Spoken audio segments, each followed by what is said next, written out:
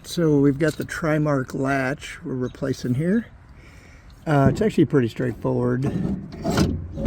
This had 3 screws in the back, 1/4 inch drive. That was screwed in the back of the latch. Take that off. And then you got these little clips. I'll go get my little screwdriver. We'll get these little clips off. And I found some right there at AutoZone. It might be smaller, but if I break one, I'll be trying to use that. Got the new Trimark latch down here from Trimark directly. It's exactly what we needed. I had to, on the other one, I had to get these numbers off the washer, and then I think these are slightly different.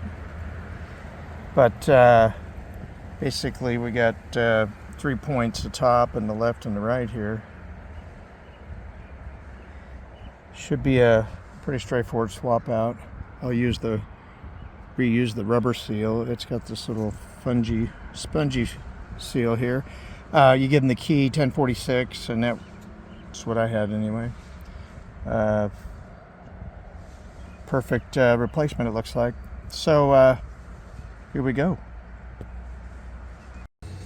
Well, of course, the first thing I ran into is the rods they won't fit in these holes, and it does look like, you could tell even on the old one they drilled it out, because they start out smaller, and then these 3 points are obviously drilled out, and it looks like it's a 1/4 inch drill bit.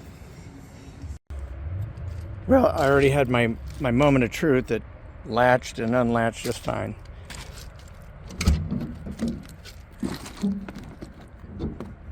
Yeah, I think I might spray a little extra lube on some of the moving parts, but it's